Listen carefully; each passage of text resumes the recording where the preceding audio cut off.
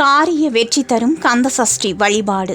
ஒருவரின் வாழ்க்கை இப்படித்தான் அமையும் என்று நிர்ணயிக்கப்பட்ட ஒன்றையே விதி என்று முன்னோர்கள் சொல்லி வைத்தனர். அப்படி ஒரு வாழ்வு அமையும் போது அந்த விதியை மதியால் வெல்ல நாம் பல முயற்சிகள் செய்கிறோம். அந்த முயற்சிகளை வெற்றி பெற செய்வதுதான் வழிபாடு.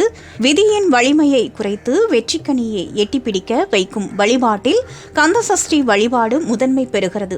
தேவர்களை காப்பாற்றும் பொருட்டு சூரபத்மனை சம்ஹாரம் செய்தார் முருகப்பெருமான். அதையே நாம் கந்தசஷ்டி தினமாக கொண்டாடுகிறோம். அன்றைய தினம் வள்ளல் முருகனை உள்ளத்தில் நினைத்து வழிபட்டால் நல்லது நடக்கும். மார்க்கண்டேயனுக்கு என்றும் 16 என்று விதியை இறைவன் மாற்றியமைத்த கதையை நீங்கள் அறிந்திருப்பீர்கள். அதேபோல நமக்கு விதிக்கப்பட்ட விதி எதுவாக இருந்தாலும் அதை மாற்றக்கூடிய வல்லமை விரதங்களுக்கு உண்டு. உண்மையாக நாம் விரதமிருந்து உள்ளன்போடு வழிபட்டால் சுகங்களை வழங்குவார் முருகப்பெருமான். கந்தசஷ்டி விழா காலத்தில் 6 நாட்களும் விரதம் இருக்க இயலாதவர்கள் சஷ்டி அன்று முழுமையாக விரதம் இருப்பது நல்லது. அந்த திருநாள் ஐப்பசி மாதம் 10ஆம் தேதி, அதாவது திங்கட்கிழமை 27ஆம் தேதி அன்று வருகிறது.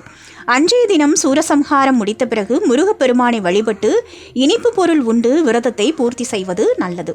முருகப்பெருமான் செந்தூரில் சூரசம்ஹாரம் செய்ததாக புராண வரலாறு சொல்வதால் அன்றைய தினம் திருச்செந்தூரில் பல்லாயிரக்கணக்கான பக்தர்கள் முருகப்பெருமானை வழிபட செல்கின்றனர்.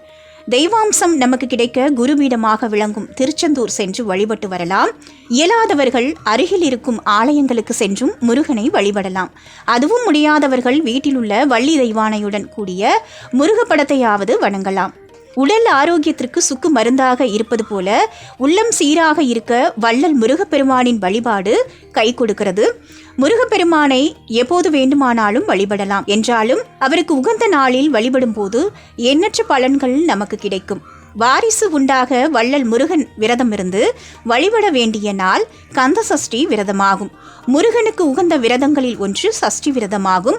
ஐப்பசி மாதம் வருகின்ற சஷ்டி திதியை தான் நாம் கந்தசஷ்டி என்று அழைப்பது வழக்கம். சஷ்டி திதியிலே முருகப்பெருமானை வணங்கி விரதமிருந்து வழிபட்டால் அகப்பை என்னும் கருப்பையில் குழந்தை உருவாகும். குழந்தை பாக்கியம் இல்லாத தம்பதியர் இந்த விரதத்தினை முறையாக மேற்கொண்டு முருகப்பெருமானை வழிபட்டால் விரைவிலேயே குழந்தை வரம் கிடைக்கும். புத்திப்பேறு மட்டுமல்லாமல் புகழ், கீர்த்தி, செல்வாக்கு உள்ளிட்ட 16 பேறுகளும் பெற்று செல்வ வளத்தோடு வாழ இந்த வழிபாடு கை கொடுக்கிறது. கந்தசாமி தான் நமக்கு சொந்த சாமி. அந்த சாமியை நாம் சஷ்டி திதியில் விரதமிருந்து வழிபட்டால் சேமிப்பு உயரும், செயல்பாட்டில் வெற்றி கிடைக்கும்.